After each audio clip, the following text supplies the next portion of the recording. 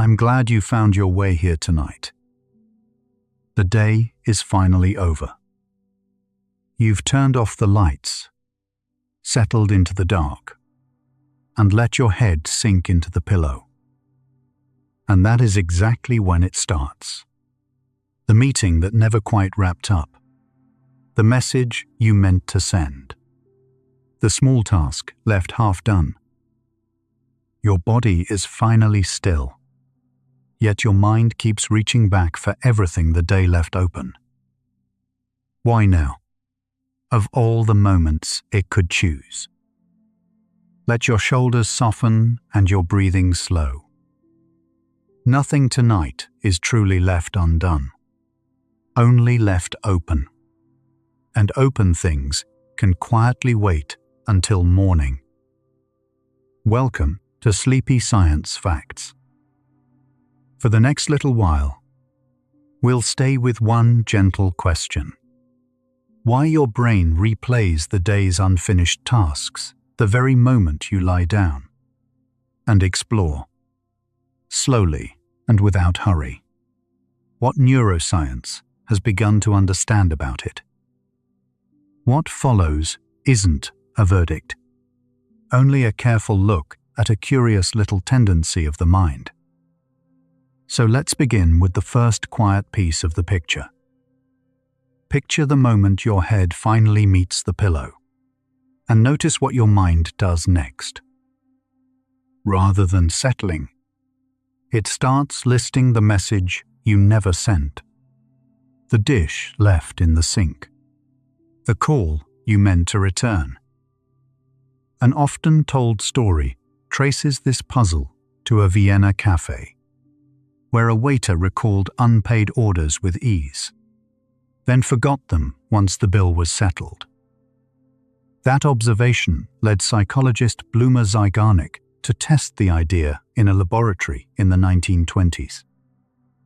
Beneath everything we explore tonight sits one quiet question. Why does your mind make you relive today's unfinished list the very moment you lie down? We'll follow that question inward, slowly, without needing to answer it yet. In her experiments, Zeigarnik gave people a series of small tasks: beadwork, puzzles, simple arithmetic, but interrupted some before they could finish. Later, she asked what they remembered. On average, participants in her original 1927 sample recalled the interrupted tasks roughly twice as often as the ones they had completed. The unfinished work seemed to stay lit in the mind, while finished work quietly dimmed. She published these findings in 1927, and the pattern came to carry her name: the Zeigarnik Effect. It offered an early, testable hint that memory is not a neutral recorder.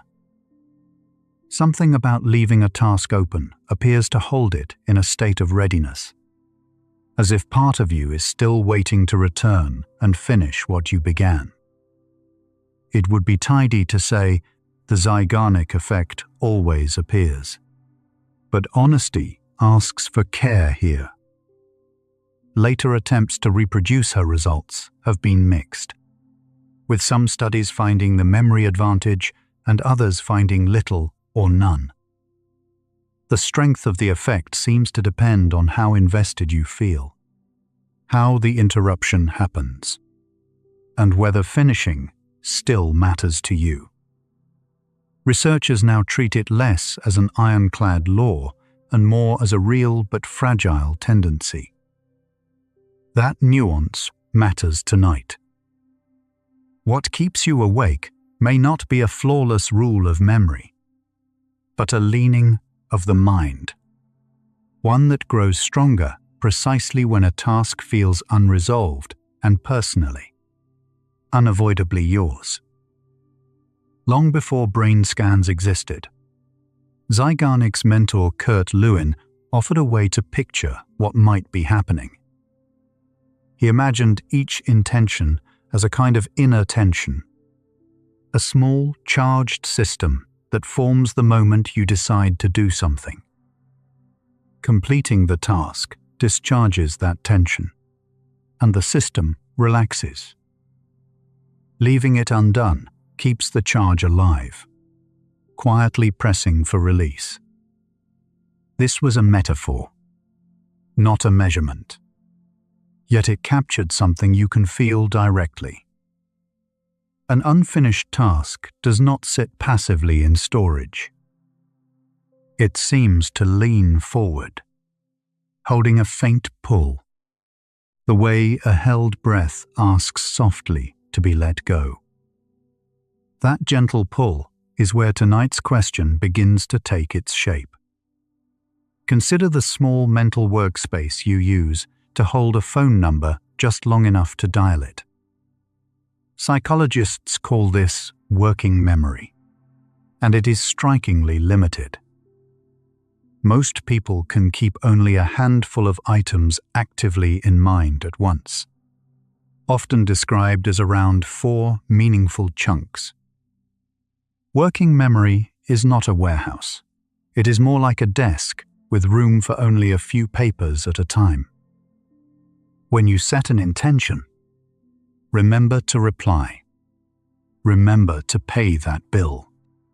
You place it, in a sense, on that crowded desk. And the desk, unlike a closed drawer, keeps whatever sits on it faintly present, tugging at your attention until it is finally cleared away.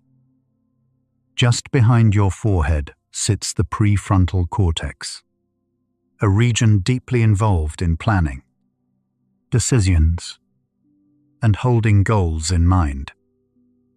When you form an intention to act, networks here help keep that goal available, ready to guide your behavior when the right moment comes. Studies of people with damage to this area show how fragile that ability can be.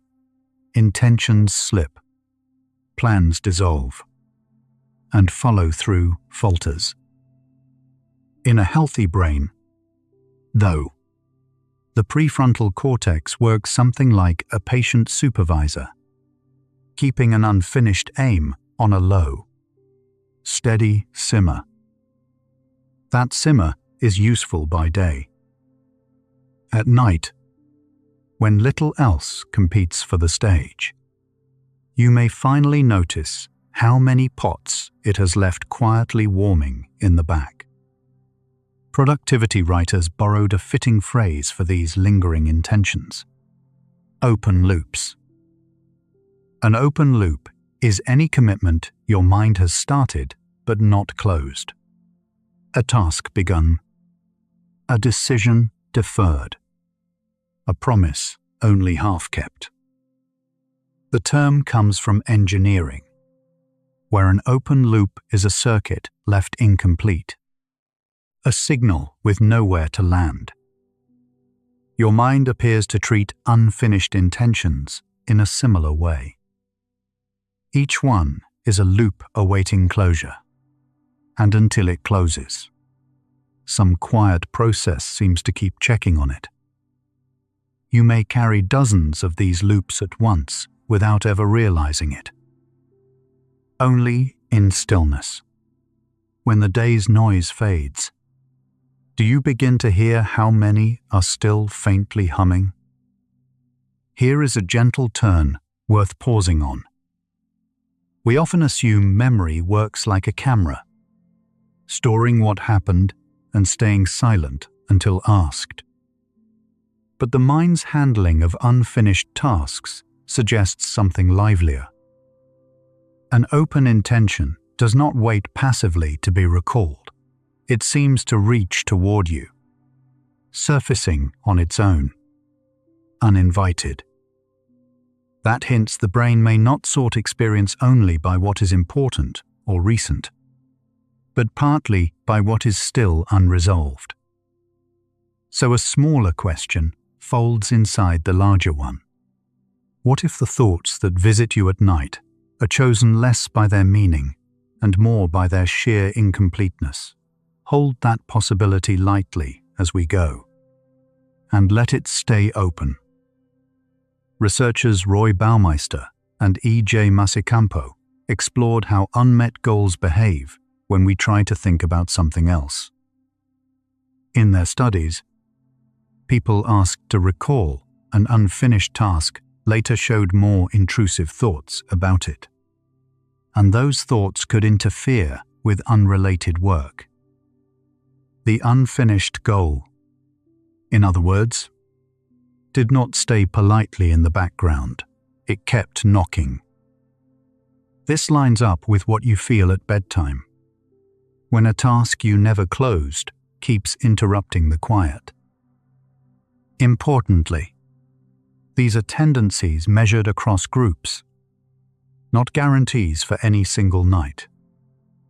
Still, the pattern is telling. An open intention seems to behave less like a stored file and more like a message waiting, insistently, to be read. That same line of research revealed something oddly hopeful, though we'll only touch it now. When people made a specific plan for how and when to finish the task, not the task itself, only the plan, the intrusive thoughts eased. It seemed the mind could relax its grip once it trusted the loop would eventually be closed. This suggests the nagging is not stubbornness for its own sake. It may be your mind seeking reassurance that the intention won't simply be lost. We will return to what that means much later, when the night has carried us further. For now, simply notice the shape of it. Closure, or even the credible promise of closure, appears to quiet the pull. There is a subtler cost to unfinished work, described by researcher Sophie Leroy as attention residue. When you switch from one task to another before the first is truly done, a portion of your attention stays behind, still tangled in the earlier task. Your focus arrives at the new activity only partly, dragging a faint tail of the old one along with it. Leroy found this residue can lower performance on the next task, especially when the first was left incomplete. You may recognize it as that smeared, half-present feeling after a busy day. By nightfall, the residues of many switches can pool together, so that lying down feels less like stopping and more like every unfinished thing arriving at once. Think of the way a computer keeps programs running quietly beneath the screen you're looking at. These background processes use resources even when you aren't watching them, and your mind appears to do something comparable. An unfinished intention seems to run as a low-priority process, periodically checking whether the moment to act has finally come. Cognitive scientists sometimes describe this as goal monitoring, a system that keeps active aims within easy reach. By day, the monitoring is drowned out by louder demands on your attention. But when you finally lie still, the foreground empties, and those quiet background checks become audible, not louder than before, only, at last, without any competition to mask them. It helps to remember that this nagging, however unwelcome at night, is not really a flaw. It may help to imagine an animal that forgot its half-dug burrow, or abandoned its unfinished search for food. Such a creature would fare poorly in the world. The image is only an analogy, not a study of any real animal, yet it points at something true of us. A mind that keeps unmet goals active is a mind that tends to finish what matters. From this angle, the bedtime replay is the shadow side of a genuine gift. Your capacity to hold an intention across time until the world offers a chance to complete it. The same system that helps you remember to send tomorrow's message is the one replaying today's unsent one now. What feels like a malfunction is closer to a faithful mechanism, simply doing its job at an inconvenient hour. When your outward focus loosens, a set of brain regions, often called the default mode network, tends to become more active.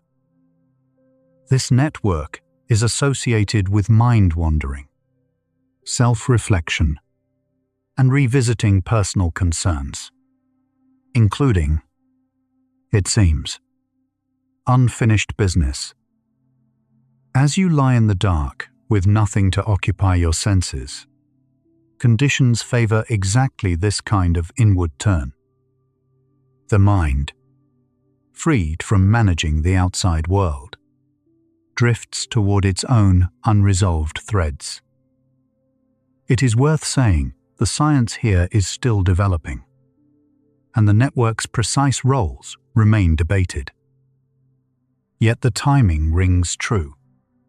The very stillness you seek for sleep is also the stillness that quietly invites your open loops to step, into the light. Return for a moment to why interrupted tasks might stay more memorable. One idea is that finishing a task sends a kind of completion signal, allowing the mind to file it away and release its hold.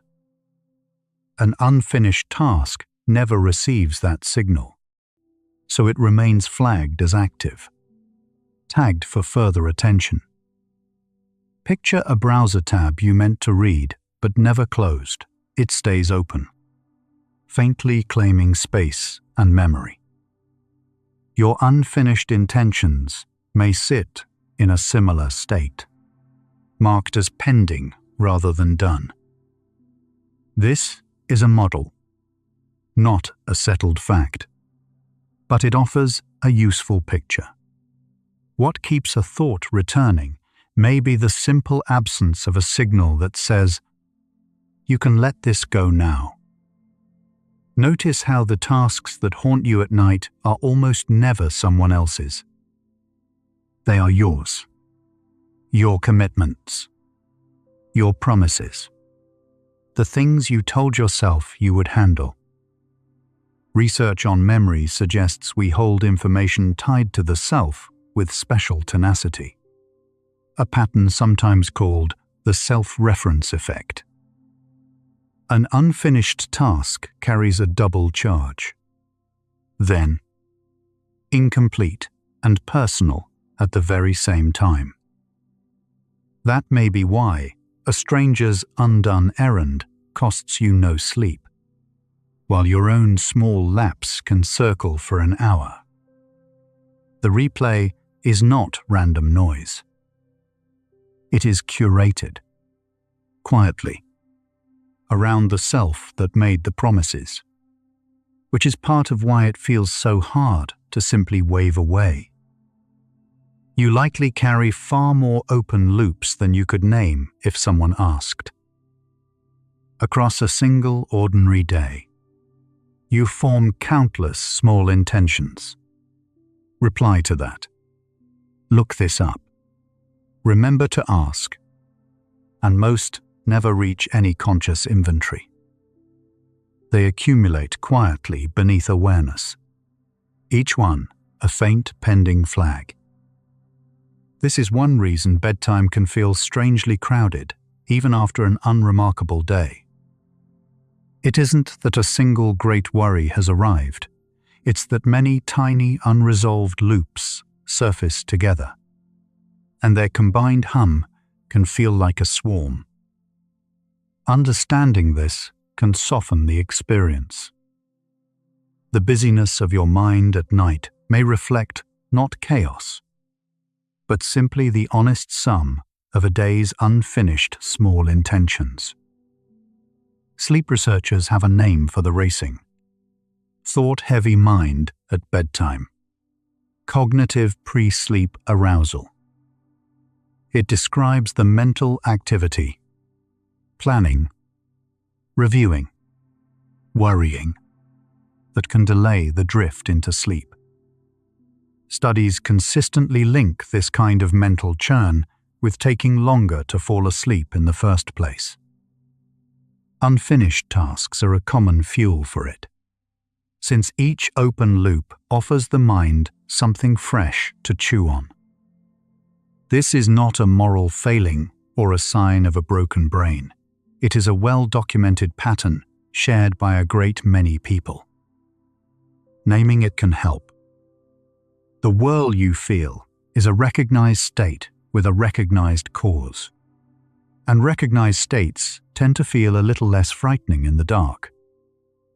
The replay tends to wait until you lie down, and the reason is almost mechanical. Throughout the day, external tasks and sensory demands occupy the very attention your open loops are competing for. Standing in line, driving, talking. Each of these fills the workspace, leaving little room for pending intentions to surface. Lying in a dark, quiet room removes almost all of that competition at once. The stage empties, the lights dim, and the only performers left are your own unresolved threads. So the timing that feels like cruelty, why now? Why here? Is really just a kind of arithmetic. The loops were present all along. The moment you finally have space to notice them is the moment you stop being distracted from them. Human minds show a strong pull toward closure, a quiet discomfort with things left open or ambiguous. Psychologists studying the need for cognitive closure find that people vary in how strongly they feel it. But nearly everyone feels it to some degree. An unfinished task offends this preference. It is an open question the mind would rather resolve. That is part of why the loop keeps returning. Not merely to remind you, but almost to soothe the discomfort of its own openness. Seen this way, the bedtime replay is your mind reaching, again and again, for a sense of completion it cannot quite grasp while the task remains undone. The reaching itself is the restlessness you feel. One quiet trap deserves naming here. When a task replays at night, it can feel as though thinking about it is a form of progress, as if reviewing the unsent message somehow moves it closer to sent. But mental rehearsal rarely closes the loop. The task stays exactly as undone as before. The mind, mistaking rumination for action, keeps circling because the loop never actually clears. This is worth knowing gently, without any self-blame. The replay isn't laziness or weakness. It's your goal monitoring system doing what it does, unable to tell that its checking has stopped being useful. Recognizing the difference between thinking about a task and closing it is a small first key we'll pick up again later. Not all open loops pull with equal force. Tasks tied to stronger emotion, a difficult conversation, a looming deadline, a promise made to someone you love, tend to return more insistently than trivial ones. It is worth saying plainly that an open loop need not be a chore at all, an unresolved feeling. A conversation that ended without repair. A word you wish you had spoken can stay just as open as any unfinished errand. And for many people, it is these, not the to-do list, that churn most in the dark. This fits what we know about how emotion tags memory, marking certain contents as more urgent and more likely to resurface. So the loops that visit you at night are often not the largest tasks, but the ones carrying the most feeling. Understanding this can bring a strange kind of relief. The intensity of a nighttime thought reflects how much you care, not how doomed you are. What returns most fiercely is usually what matters most, wearing the uncomfortable costume of a task left undone. Notice, as we go, that we have been describing the feel of these loops from the outside. The tug, the replay, the crowded dark, without yet touching what actually produces them. That is the natural next movement of the night, downward, from the sensation toward its source. Beneath the experience of a returning thought lies real machinery, patterns of neurons holding a goal in a state of readiness, chemical signals keeping a circuit gently primed. You do not need to follow that descent with any effort of your own. Simply let the idea rest that the pull you feel has a physical shape, something quietly happening in tissue and signal, entirely without your supervision. For now, let your breath lengthen a little. The explanation can wait while the body begins, slowly, to soften toward it. If there is comfort to reach for tonight, let it be this. The pattern is not yours alone. The tendency to hold unfinished intentions, active lives in the basic architecture of the human mind, which means the person in the next house and the one across the ocean lie down to the same quiet parade. What you experience as a private restlessness is, at bottom, a shared design. Every mind that sets goals must also keep them, and keeping them means carrying a few unclosed loops into the dark. You are not uniquely burdened or uniquely scattered. You are running standard equipment, doing exactly what a goal-holding mind is built, night after night, to do. So we arrive at the edge of this first stretch with the question sharper than when we began. Why does your mind make you relive the day's unfinished list the moment you lie down? We can now see the outline of an answer. Open loops, held by working memory, watched by the goal-keeping regions behind your forehead, surfacing when the day's noise finally clears. But an outline is not yet an explanation. We have described what happens without touching how it happens, the actual machinery of neurons and signals beneath the experience.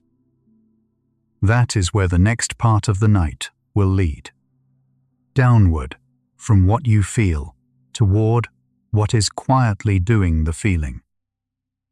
For now, no task needs finishing.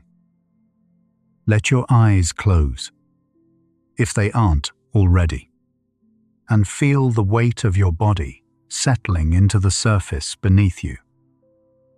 Somewhere in the quiet, a few unfinished things may still be drifting up. A message, an errand, a small promise you meant to keep. You don't have to close any of them now. Notice that the pull you feel is not a flaw, but a mind faithfully keeping watch, even as you begin to rest. We have seen what the loops are.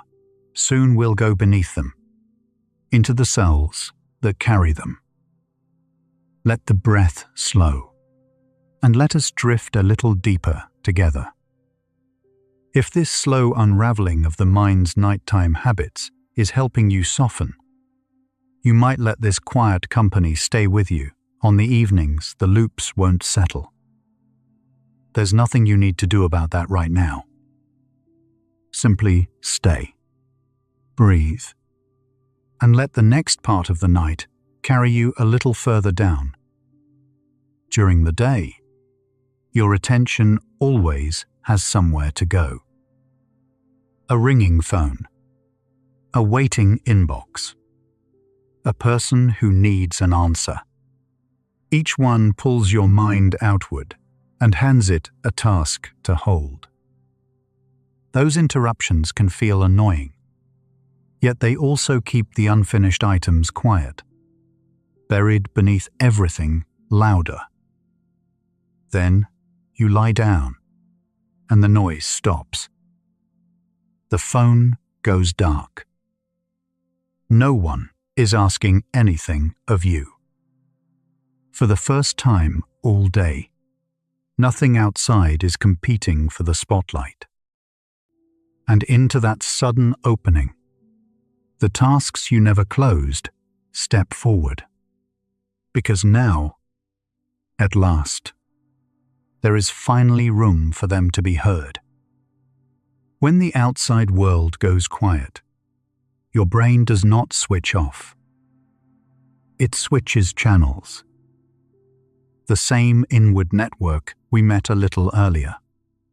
The one that stirs whenever you stop attending to the world. Now moves from the background to the center of the stage. What matters here is not what it is, but what it favors. Given a free field, this system does not reach for pleasant memories at random. It gravitates toward the unsettled, the unresolved, the personally unfinished, as though drawn to whatever still lacks an ending. That is why the drift of a quiet mind so rarely lands on what went well today, and so often on what did not. The machinery that lets your thoughts wander in the shower is, at night, wandering straight toward your open loops. Return to that Vienna cafe for a moment, but look at the waiter from the other side. What is striking is not only that he held the unpaid orders in mind, but how completely he let them go once each bill was settled. That forgetting was not a failure, it was an economy. A mind that clung to every closed transaction would soon be buried under finished business. So it clears what is done to keep room for what is not. Seen this way, the pattern is less a spotlight aimed at the unfinished than a quiet housekeeping of the finished. A steady letting go that makes the lingering of open tasks stand out only by contrast. Later attempts to reproduce the effect have been mixed, so it is best held as a real but fragile tendency rather than a fixed law. Still, the underlying trade is intuitive. The mind spends its limited hold where an ending has not yet arrived. Picture an unfinished intention as a small light your brain leaves switched on. Psychologists describe goals you have set but not completed as staying active in memory. A low hum of readiness that keeps the goal within reach. This is genuinely useful by daylight, when the reminder helps you circle back and finish. But the light does not dim just because you have changed into pajamas. It keeps burning while you lie there. A quiet signal repeating, "Not done yet. Not done yet." Your brain is not malfunctioning. It is doing precisely what it evolved to do. Only at the least convenient hour it could possibly choose. Solving a problem and simply circling it are not the same act, though at midnight they can feel identical. Problem solving moves forward. It weighs options, chooses a step, and reaches a stopping point. Rumination only loops. It replays the same worry from the same angle, feeling like effort while going nowhere. Researchers who study sleep have found that this looping style of thought is closely linked to lying awake at night. The tiring part is that rumination wears the mask of usefulness. It whispers that if you just think it through one more time, you will crack it. But in the dark, with no new information arriving, the loop rarely closes. It only spins. Over many restless nights, your bed can quietly change meaning. Learning researchers describe how a neutral place becomes linked to whatever you repeatedly do there.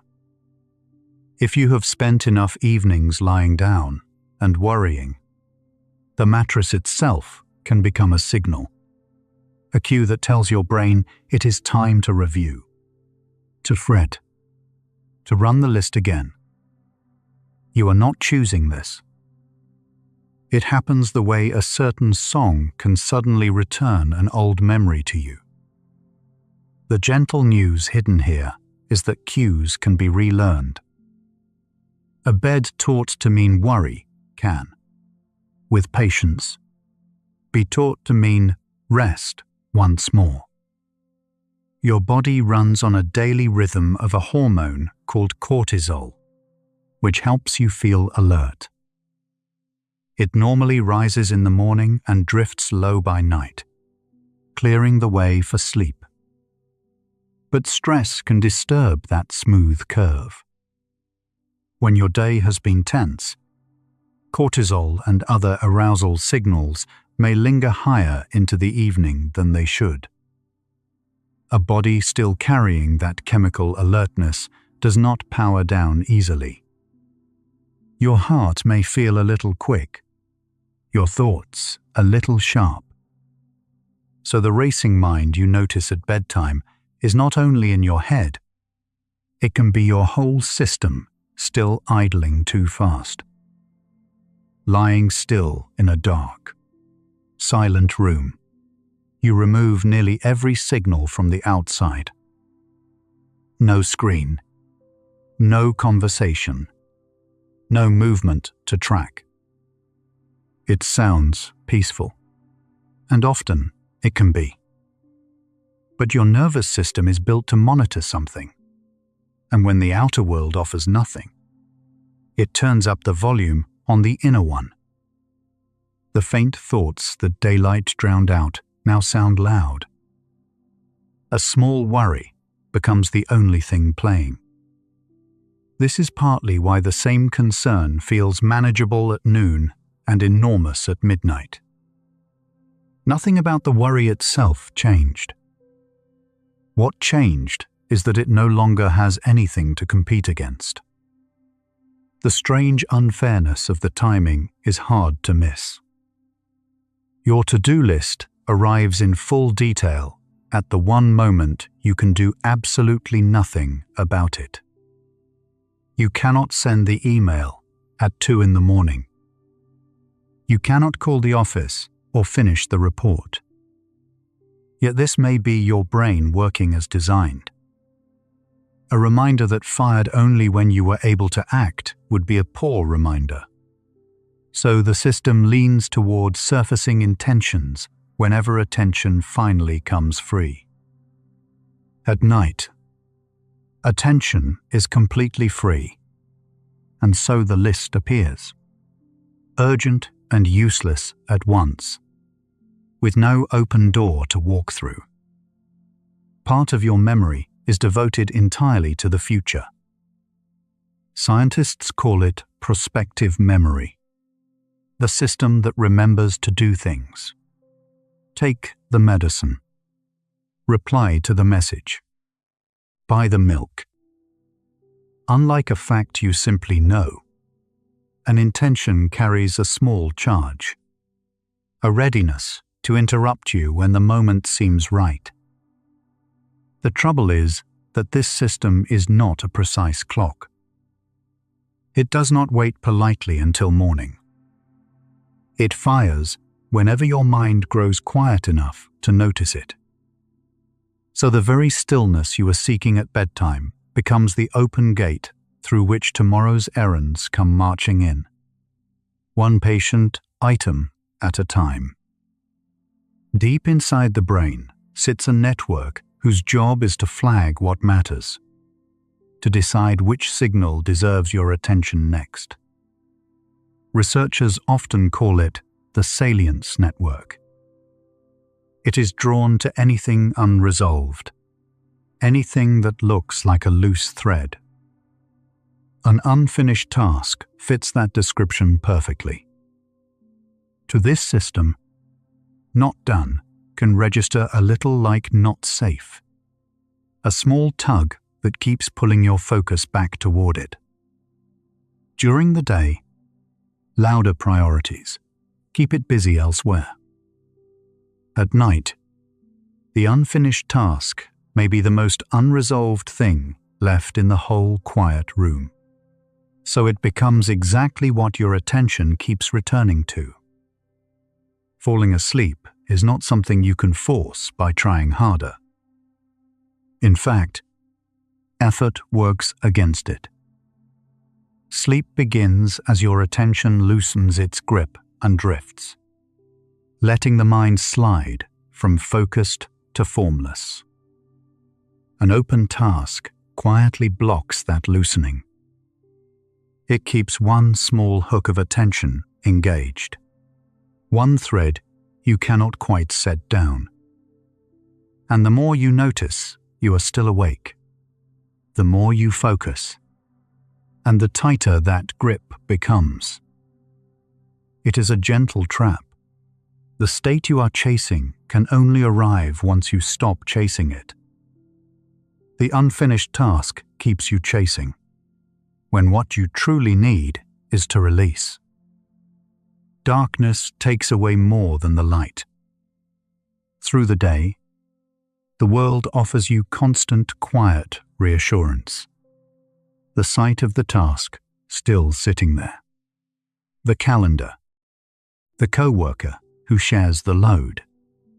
The simple fact that the office is open and something can still be done. These cues tell your brain the situation is handled, or at least handleable. Night strips them away. In the dark, the task exists only as a thought, cut off from every tool that would resolve it. Stripped of that context, it can feel larger and more permanent than it truly is. A problem with no visible edges.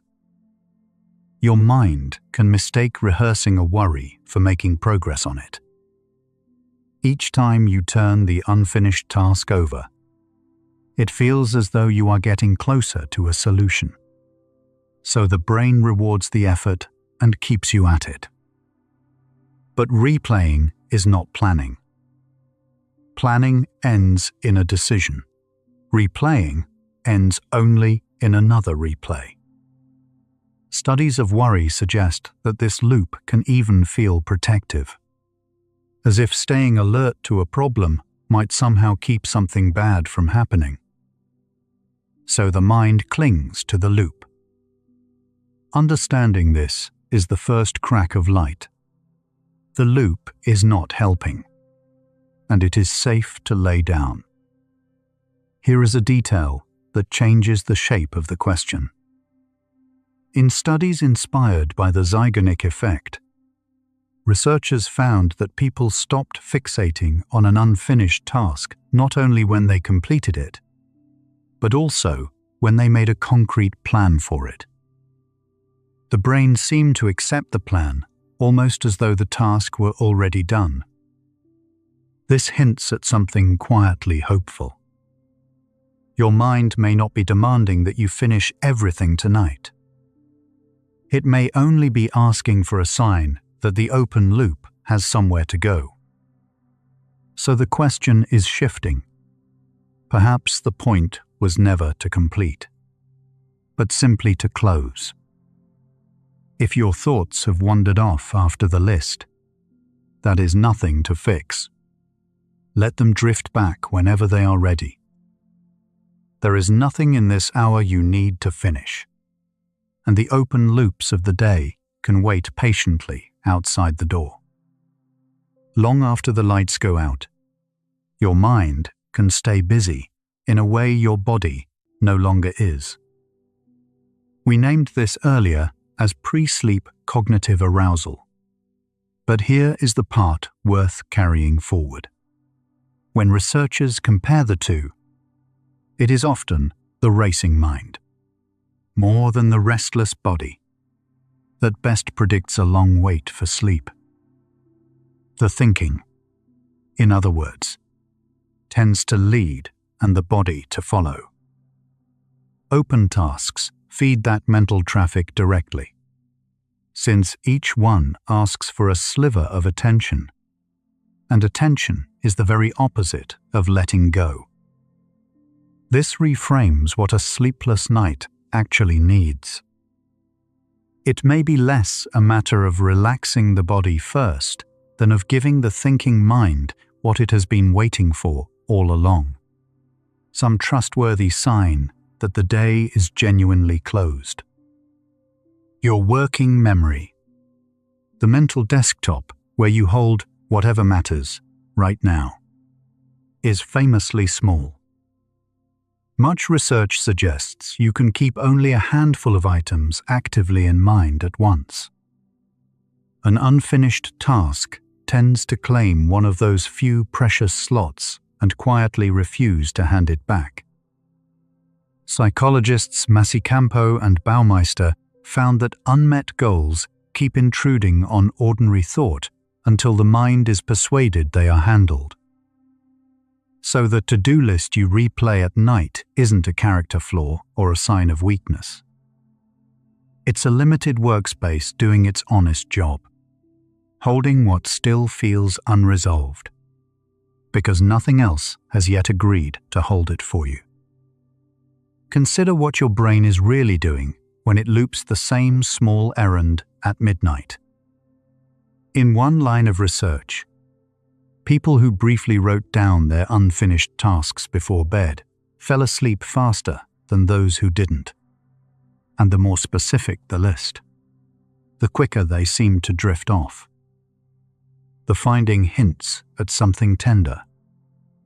The mind appears to replay a task precisely because it hasn't been safely set down anywhere outside your head. Left unwritten, an intention has only one place to live, and that place is you. Every mind does some version of this. It's less stubbornness than a quiet, understandable fear of forgetting. For a perfectionist, fewer things ever quite count as finished. When done has to mean flawless. Ordinary tasks stay propped open long after most people would let them rest. Studies connecting perfectionism to sleep tend to find that those who hold themselves to unforgiving standards report more pre-sleep worry and a harder time switching off at night. The loops don't multiply because such minds are broken. They multiply because the bar for closing a single loop simply sits higher. If your nights feel crowded, it may not mean you failed the day at all. It may mean you asked more of it than any one day could ever fully return. Some nights, a single worry refuses to stay closed, and you find yourself turning it over again and again. We have already met rumination as the loop that mimics problem solving. What deserves adding here is why each pass tends to make things worse rather than better. Every time you revisit the thought, you touch the loop, and touching it remarks the task as active, like brushing a door you just tried to latch. So the effort meant to settle the matter is the very thing that keeps reopening it. What's gentle to know is that this isn't a sign of a weak or failing mind. It is a mind trying, a little too hard, to solve something before it will let itself rest. Nearly everyone has known this loop, and the way out is not to push harder, but to stop touching the door. A quiet myth says that a mind which won't stop racing at night must be an especially clever one, as though restlessness were the tax that intelligence pays. Neuroscience offers little to support that flattering idea. A mind churning in the dark looks less like raw brain power and more like a set of intentions still switched on, waiting to be closed. The pull toward unfinished things visits sharp minds and ordinary ones alike, without much regard for measured intelligence. So if your thoughts sprint the moment you lie down, it needn't mean you are wired differently or better. It may simply mean today happened to leave more loops open than usual. Not every open loop belongs to today. We met prospective memory earlier as the mind's system for future intentions. What is worth drawing out now is how little it distinguishes tomorrow's task from today's unfinished one. To this system, an intention not yet acted on and a task interrupted midway wear the same tag. Held active, quietly rehearsed, guarded against fading. That sameness is why a meeting still 18 hours away can pull you out of sleep as sharply as the email you failed to send.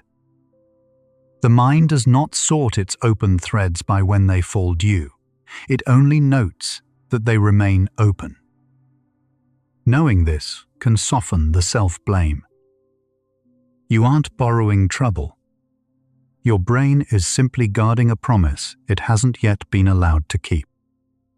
Notice, without judging it, how many small doors your mind has been holding open tonight, and how tired the holding itself has made you. That restlessness was never proof that something is wrong with you. Every mind, lying in the dark, does some version of this same quiet work. Let your jaw unclench. Let your hands grow heavy against the bed.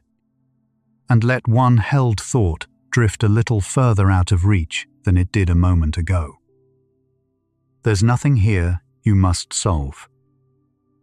We'll keep going, slowly, as the picture settles on its own. By the time night arrives, the part of your brain that decides and dismisses has already been working all day long.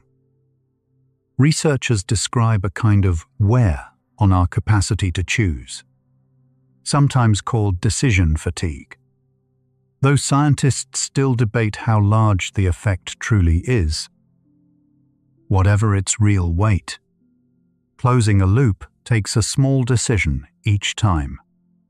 This can wait. That's good enough. Let this one go. When the day has spent your deciding energy, those little dismissals come harder. And loops, a morning mind would wave away, instead linger on. So a crowded midnight may not reflect a crowded, failing life. It may just be a tired chooser, quietly out of easy nose. Underneath the racing thoughts, your body often keeps a matching pace. An unresolved task can nudge the nervous system toward mild alertness. A slightly quicker pulse, a touch more of the wakeful signaling that daytime normally runs on. Sleep, though, asks for the opposite, a slow tipping toward rest. Research on pre-sleep arousal suggests that a busy mind and a keyed-up body tend to travel together, each gently holding the other awake. It helps to remember that this isn't a battle you are losing. It is a system built to stay ready, near an open loop, still waiting, patiently, for the one signal that says the loop can finally close. Add it all together, and the cost of unclosed loops slowly takes shape. A small tax of attention on a crowded working memory. A little arousal humming in the body. A tired mind that can't quite issue the order to stop. We began by asking why your brain drags today's unfinished list back the very moment you lie down. Here the question quietly turns. Perhaps the mind isn't punishing you at all, but keeping each intention alive, because that, in the end, is precisely its task. And if holding these loops open is the real weight, then the way toward rest may not be thinking them through harder, but finding some way to let them be set down. Something shifts the moment a loose intention becomes a written line. In a set of studies led by E.J. Masicampo and Roy Baumeister in 2011, people who had an unfinished goal performed worse on an unrelated task, their attention leaking back toward the thing left open. But when those same people were allowed to make a specific plan for finishing it, the interference disappeared. The task was still undone. Nothing had actually been completed. Yet the mind loosened its grip, as if the plan itself were a kind of quiet promise. Every mind seems to accept that trade, and yours is doing it too. Consider what a plan really does inside the brain. An open loop is a signal that says something still needs your attention, and until it resolves, part of you keeps watch. A vague worry cannot be set down, because there is nothing to hand it off to. A concrete plan changes that. When you decide exactly when, where, and how you will act, you give the watching part of your mind an address to send the task to.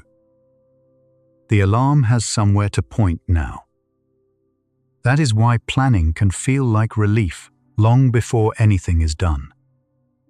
Psychologists have a name for these when-then arrangements.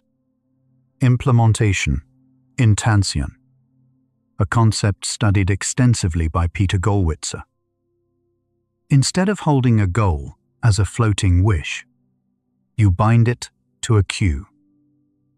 When it is morning, then I will send that message.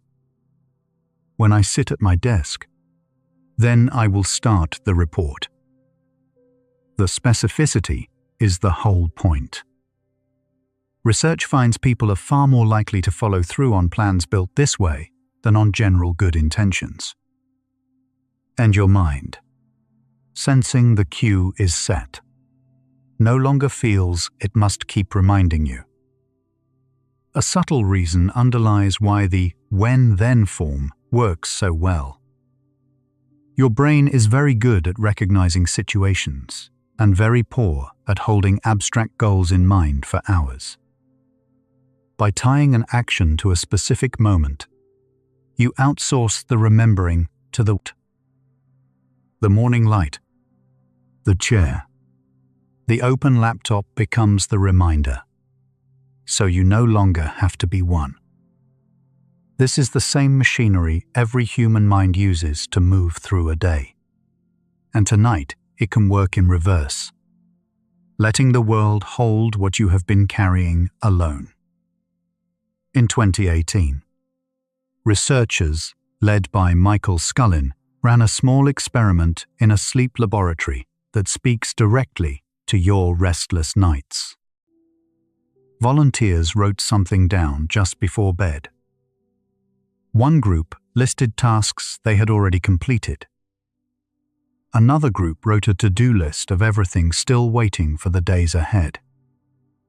The people who wrote the to-do list of unfinished tasks fell asleep faster, not slower. The more specific their list, the quicker sleep came. Putting the open loops on paper, it seemed, let the mind stop rehearsing them in the dark. That finding runs against ordinary intuition, and it is worth sitting with. You might expect that naming every unfinished thing right before bed would stir up worry and keep you awake. Instead, the act of writing appeared to release the very tasks it named. The likely reason is that an unwritten task lives only in your memory, where it must be actively held. Once it exists on the page, the mind is freed from being its sole keeper. The list becomes the watchman, and the part of you that was standing guard can finally step down. This is the principle of externalizing memory, and it is older than any notebook. When you write something down, you move it out of the fragile, effortful space of working memory and into a stable form outside your head. Cognitive scientists sometimes call the mind's scratchpad a limited resource, easily crowded. A list, a note, a calendar entry all serve as external storage the brain can trust. And trust is the key word, because only when the mind believes the task is safely held elsewhere will it agree to release its own copy. Deep in your forehead sits the prefrontal cortex, the region most involved in holding goals and plans in mind. It is powerful but easily burdened.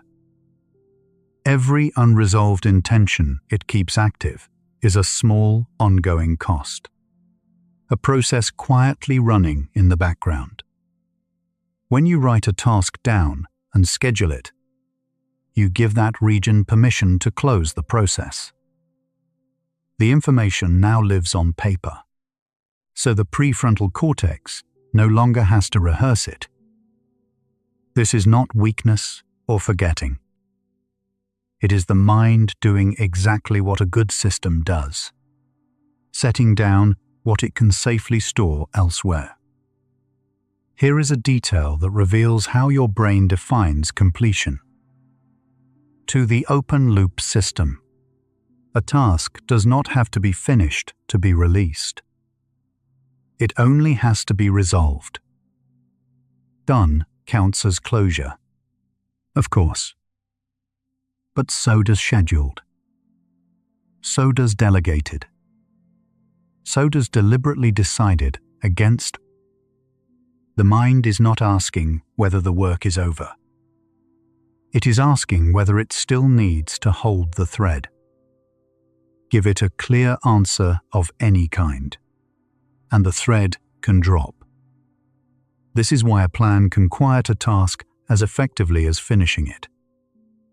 Think of your attention as a set of hands, and each open task as something those hands are holding. You can only hold so much before the grip begins to ache, and everything feels heavier than it is. Offloading a task onto a plan or a page is like setting one object down on a shelf. The object still exists. You will pick it up again tomorrow. But right now, your hands are lighter, and the ache eases. Every mind has only so many hands, and the shelf was always there, waiting to help you carry less. A measurable relief comes with this kind of offloading. In studies of what researchers call cognitive offloading, people who were allowed to store information externally, on a screen or a note, freed up mental capacity and performed better on what remained. The brain, sensing the backup exists, stops spending effort guarding the original. You have felt this without naming it. The small exhale after finally writing down the thing you were afraid to forget. That exhale is your prefrontal cortex letting go of a load it no longer has to bear alone. Notice how much of the mind's night work is simply guarding against forgetting. An unwritten task carries a hidden second job on top of itself. Remember to remember it. That reminding runs on a loop, surfacing again and again.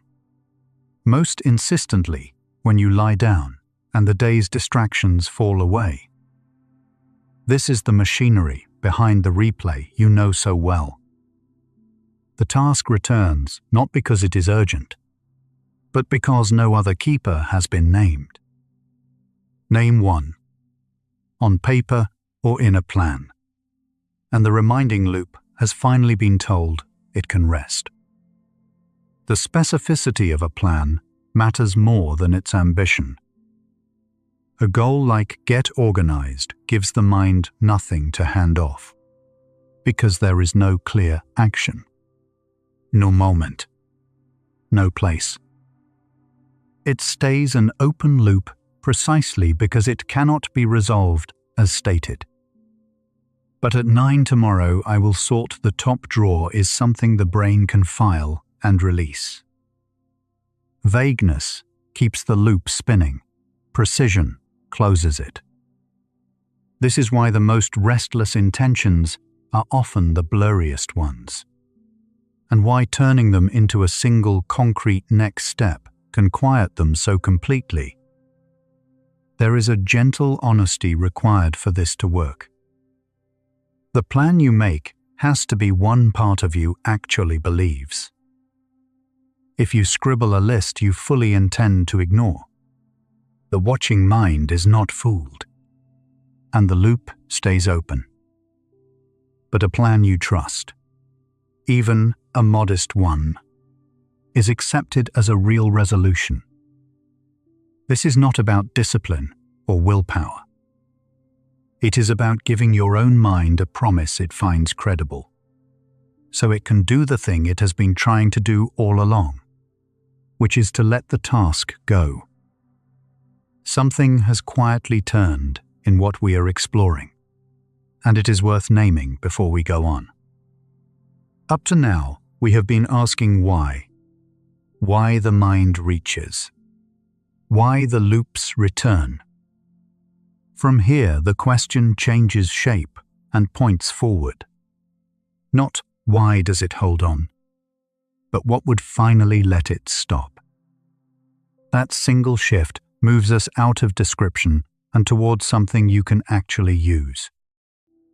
The rest of the night bends in that direction, away from the anatomy of the problem and toward the small signal that answers it. You needn't reach for that answer yet. Simply feel the direction change. The way, a path that climbed for a while at last, levels out and begins, gently, to descend. That signal, across every study we have touched, turns out to be closure. And closure is something you can offer deliberately. This is where the idea of a closure ritual comes in. It need not be elaborate. A few minutes before bed with a pen, moving each open task from your mind onto a page, and beside each one a when and a where. You are not finishing the work. You are telling the watching part of yourself that the work is accounted for. Every mind responds to that message, and yours has been waiting all evening to receive it. Consider why a ritual, a repeated and deliberate act, works better than a stray thought. When the same small ceremony marks the boundary between the day and the night, the brain learns to read it as a signal that watching time is over. The consistency itself becomes meaningful. Overnights. The act of listing and scheduling stops being just a task and becomes a cue. The way a familiar bedtime routine tells a child the day is done. You are teaching your own mind where the day ends, and where it is finally allowed to stop guarding. There is a reason paper often works better than merely thinking the plan through. A thought about a task is still inside the system that has to hold it, so the loop is not truly closed. Writing moves the task across a real boundary, out of the mind and into the world. That crossing seems to matter to the brain, which treats externally stored information differently from internally held information. This is why the Scullin study asked people to write, not simply to reflect. The hand on the page does something the silent mind alone cannot, making the handoff real. It helps to see what the mind is protecting against. Beneath the nightly replay is an ancient and reasonable fear that something important will slip away unremembered. For most of human history, a forgotten task could carry real cost, so the brain evolved to keep unfinished business active, especially in the quiet when it might otherwise be lost. The replay you feel is that old vigilance, doing its job. A closure ritual does not fight the vigilance. It satisfies it, showing the watchful mind that nothing has been dropped, so it can lower its guard at last. Notice the difference between suppression and closure, because they feel similar but work in opposite directions. Trying to force a task out of mind, telling yourself to simply stop thinking about it, tends to make it return harder, because the mind reads the effort as evidence the task still matters. Closure does the reverse. Instead of pushing the thought away, you give it somewhere to go and something that counts as resolution. The loop does not have to be fought. It only has to be answered. Fighting keeps it alive. Answering lets it dissolve on its own. There is a quiet generosity in how the brain treats a scheduled task. Once you have assigned an open loop to a specific future moment, the mind seems willing to trust that future self to handle it, and it stops demanding attention now. This is a kind of internal handoff between the you of tonight and the you of tomorrow. You are not abandoning the task. You are trusting yourself to meet it when its time comes. And in that trust, the present version of you is released from having to carry what belongs to a later hour. It is worth being honest about the limits of the evidence. The bedtime writing study was small, and the effect, while real, was measured in one laboratory night, not across years of restless sleep. Planning discharges the pull of an unfinished task, but it does not erase genuine stress or heavy obligation. What the research points to is gentler and more reliable than a cure, a mechanism the mind already contains, a way of signaling closure that most people carry unused. It will not solve every worry, It can, on many nights, quiet the particular churn of the undone. Rather than gather the threads again, let this stretch simply carry you forward. We are close now to the place where explanation gives way to practice, where understanding the pull becomes the quiet act of setting things down.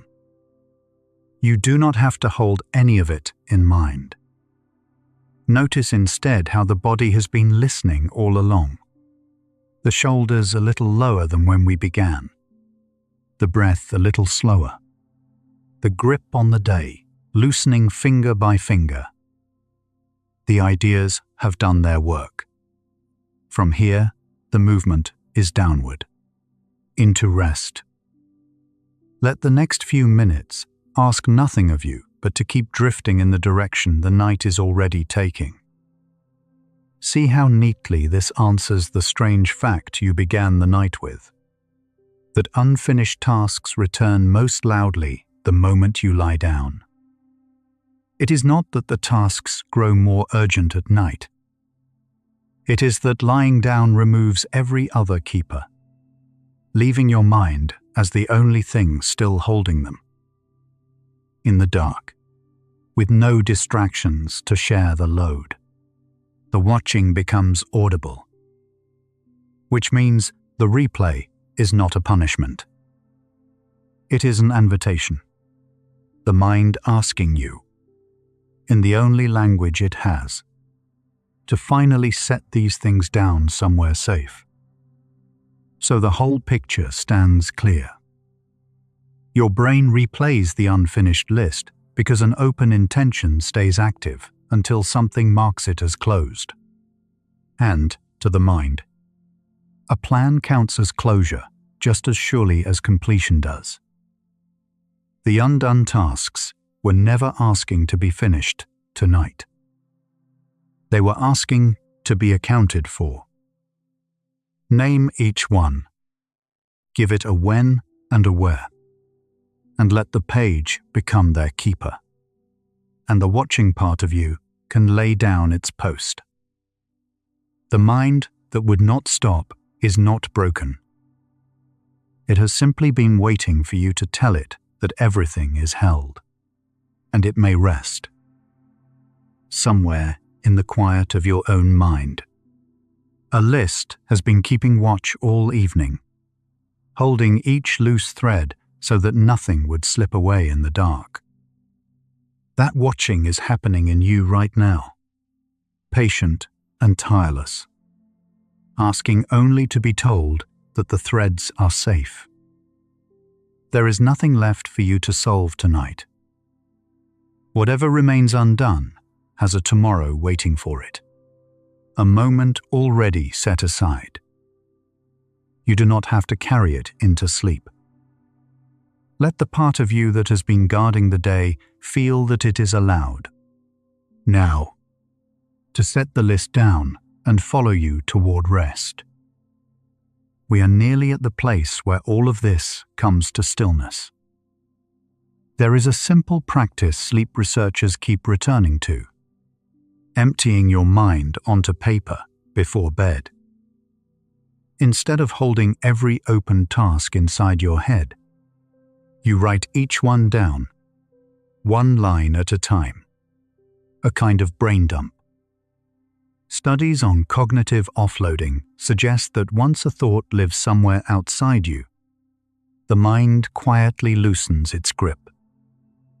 It no longer has to keep rehearsing the list just to remember it. The page holds the load now, and something in you is allowed to set it down. That Baylor result carries one detail worth pausing on. The gap was measured, not merely felt.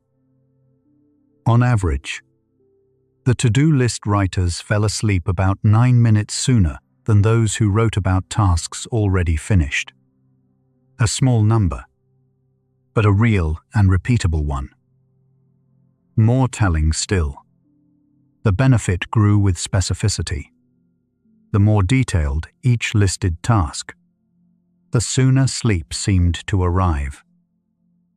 It suggests the mind is soothed less by the act of writing itself than by the precision of what it can finally hand off.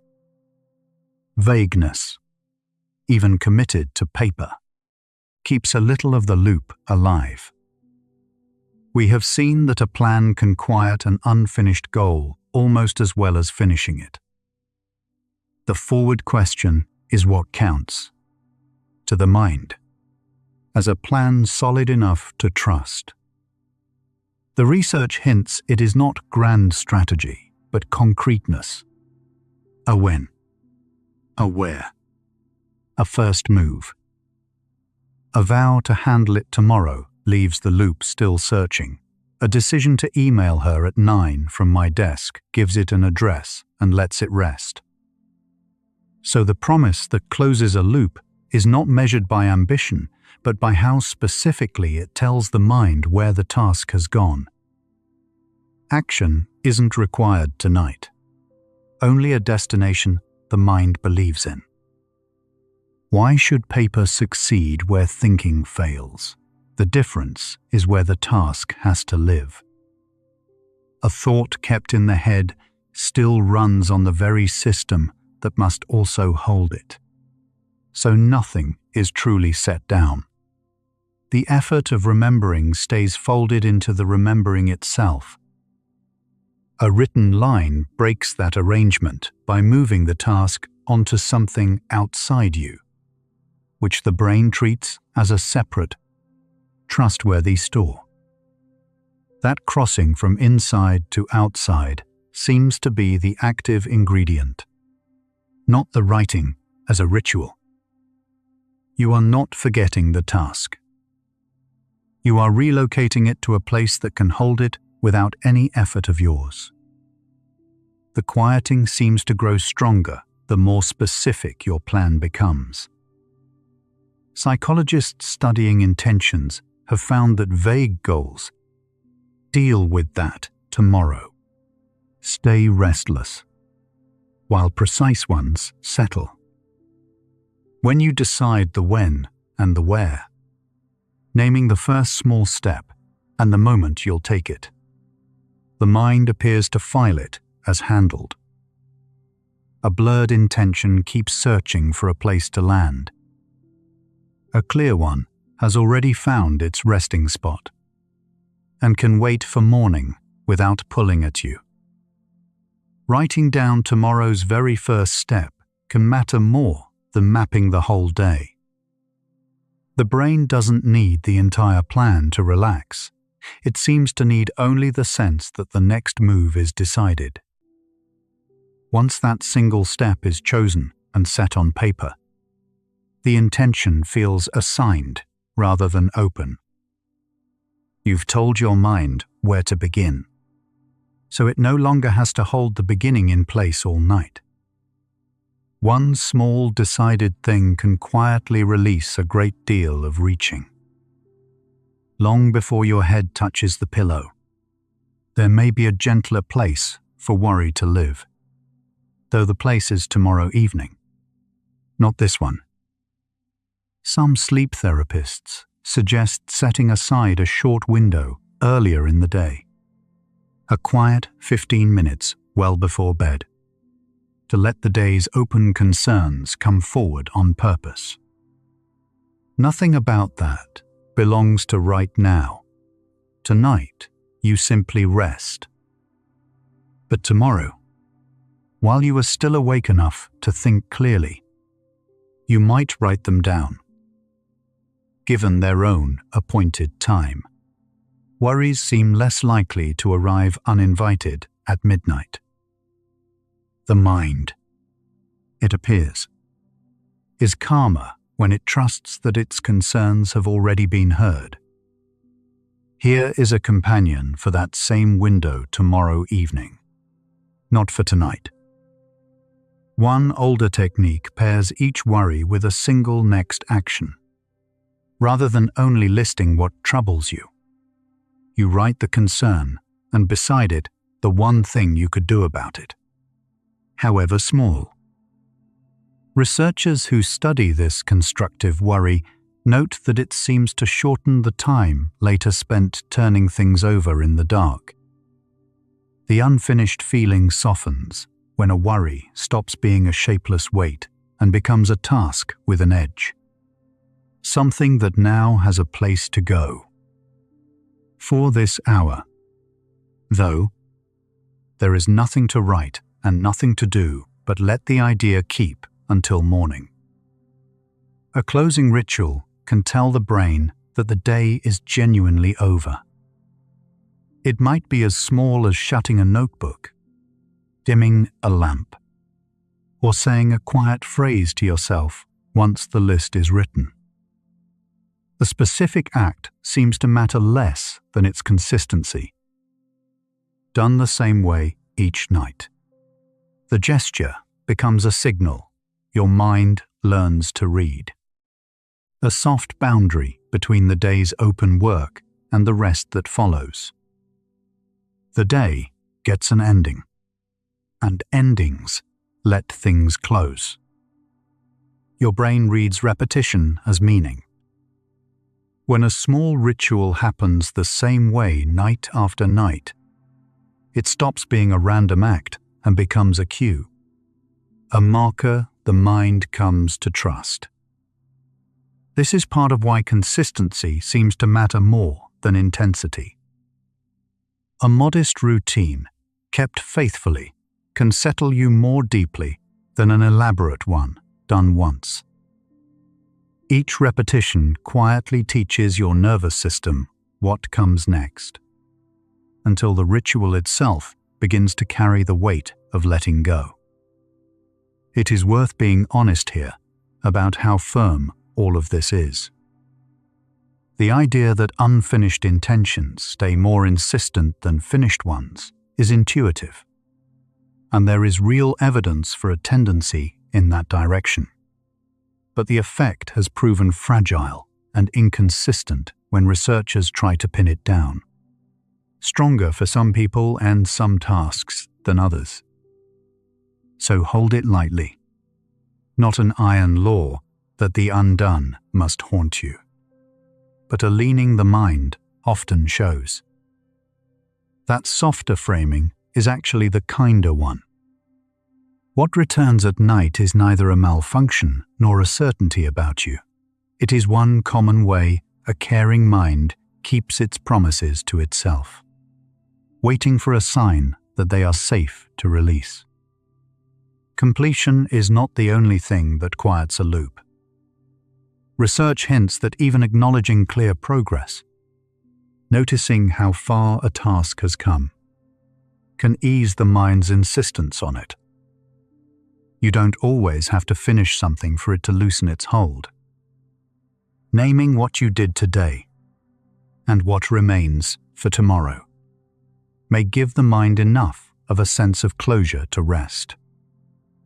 Partial endings, it turns out, can still count as endings the brain is willing to accept.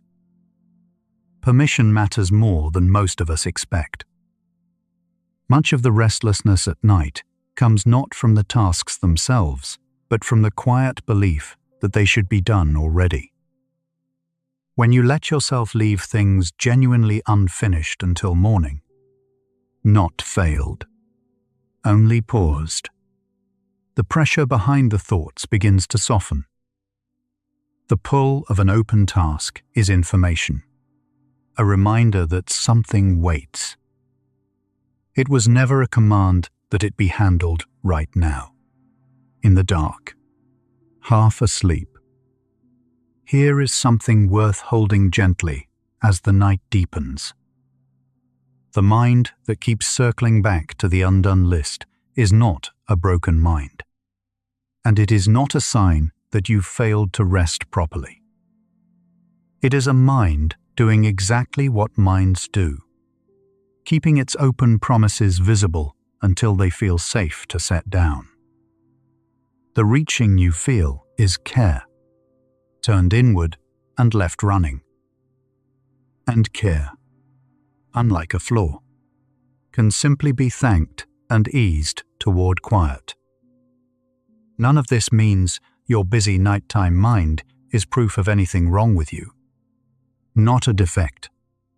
Not a burden. Not evidence that you think too much. Every human brain holds its unfinished intentions open the same way. This is shared wiring, not personal fault.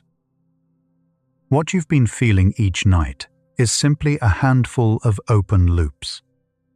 Still lit. Still waiting for somewhere to rest. And you can give them that place. And giving it is enough to let the light go dim. This is not a sign of a rare or restless intelligence, though it can feel that way at 2 a.m. The tendency to replay the undone belongs to no particular kind of person. It runs through the tired and the calm, the careful and the carefree alike, because it is built into how memory guards its intentions. Whatever you may have suspected about your own mind on the hardest nights, this part of it is ordinary, and you have never been alone inside it. Once the list exists outside you, it can become a second memory that holds what you no longer have. The notebook remembers so your mind doesn't need to. Researchers who study offloading describe this handoff as a real easing of mental load. The brain, sensing the task is stored somewhere trustworthy, releases its own hold. You are not asking yourself to forget. You are simply letting the page keep watch through the night, so the watching can stop being yours. Repeat it night after night. A small closing practice seems to compound. The first evening you write the list. The effect may be modest, but the mind learns quickly, and soon the very act of reaching for the paper begins to signal that the day is ending and the loops may close. Consistency does something intensity cannot. It turns a helpful trick into a trusted boundary. What starts as effort becomes, over time, a quiet reflex your nervous system leans toward on its own. A quiet shift tends to follow once the day's open threads are set down on paper. People often describe a loosening, the sense that they can stop actively holding everything at once. The tasks haven't vanished. Tomorrow, they'll still be there. But the difference between carrying them in the mind and knowing they wait safely elsewhere seems to be much of the difference between a racing night and a restful one. The weight was never the tasks. It was the holding.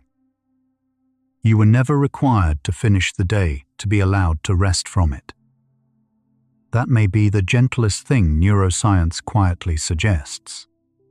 The plan can stand in for the doing.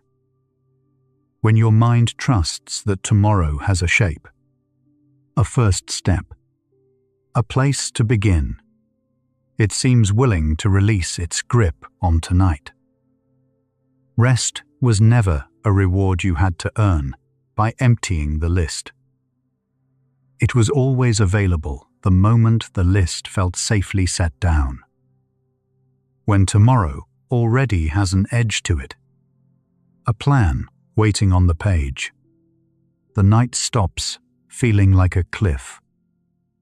Much of what keeps the mind reaching is uncertainty, the fear that something important will slip away in sleep.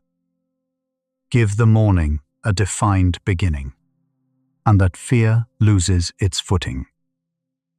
The day ahead becomes a room you'll walk into, not a fog you might lose things in. And a mind that trusts the morning is a mind that can finally let this hour go. As each loop finds its place, the reaching slows. You may notice it happening even now, the thoughts arriving with a little less urgency, the pull to check and rehearse growing softer. This is what closure feels like from the inside. Not a sudden silence, but a gradual loosening, one open thread at a time. The mind isn't being forced quiet. It is being allowed to rest, because the things it was guarding are, at last, somewhere it can trust. The list is set down, and nothing has been lost. Everything that mattered today still exists. On the page, in the plan, in the morning that will come. What has changed is only where it lives. It no longer lives in the tired grip of a mind trying to hold it through the dark. It rests outside you now, patient and safe, asking nothing further of you tonight.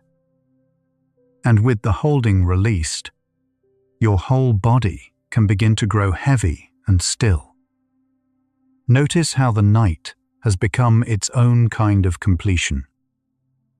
There is nothing left to finish here, in the dark, with your eyes already closing. The unfinished tasks are not gone, they are simply waiting, held somewhere gentler than your mind. And the reaching that pulled you back toward them has quietly run out of reasons. What remains is only the slow rhythm of your breath and the soft weight of a body that has, at last, been given permission to stop. So here, at the end of the reaching, is the quiet truth beneath the night. Your mind pulled you back to the undone, not to punish you, but because it was still faithfully holding what you cared about, waiting for a sign that it could let go. Tonight you gave it that sign. The list is set down, the loops are closing, and nothing is left for you to carry. You are allowed to be unfinished and still rest. The day can wait. This hour is only yours. The reaching has finally quieted. The mind that kept returning to the day's open threads has been given somewhere to set them down. We began the night with a body that lay still while the mind kept circling back to the message unsent. The meeting unfinished. We found that those tasks stayed lit in memory, not to trouble you, but because some part of you was keeping its promises. And we learned that a few words on a page, a plan given shape, can tell the mind the promise is safe. You carry something out of this hour that you didn't have when it began. The quiet understanding that the restless mind is not broken, only faithful, and that it can be eased, gently, with nothing more than a place to set the day down. If tonight brought you even a little more ease around a mind that won't stop reaching, you might return to these quiet hours whenever the day refuses to close. There are others lying awake with the very same open loops, listening as you are. This has been Sleepy Science Facts, staying with the small, faithful workings of the mind, so you don't have to hold them alone. Somewhere just beyond you, the list rests on its page in the dark, holding everything so you no longer have to. Feel how the reaching has slowed, how the threads of the day have loosened their pull one by one, until there is nothing left to grip. Let the holding dissolve. Let your whole being sink into the quiet that comes when the mind finally sets its promises down. There is nothing unfinished here. There is only rest, already holding you. And now the last of the open loops drifts closed, like a notebook shutting softly in a darkened room. Let your breath go long and slow, each one carrying you a little further from the day. There is nothing to solve now, nothing to remember, nothing to reach for. The unfinished can stay unfinished until the light returns. The mind you carry is the same mind every sleeper carries. And tonight it is allowed to be still. The Sleepy Science Facts playlist has been sitting with the small mysteries of the mind, one quiet hour at a time. The next video carries this further, whenever you are ready. But that is for another night. If your eyes are already closed, simply let them stay that way, and let the darkness hold what the page is already keeping. Rest now, quiet one. Nothing is lost, and nothing is owed. Let the day set itself down and sleep. Good night.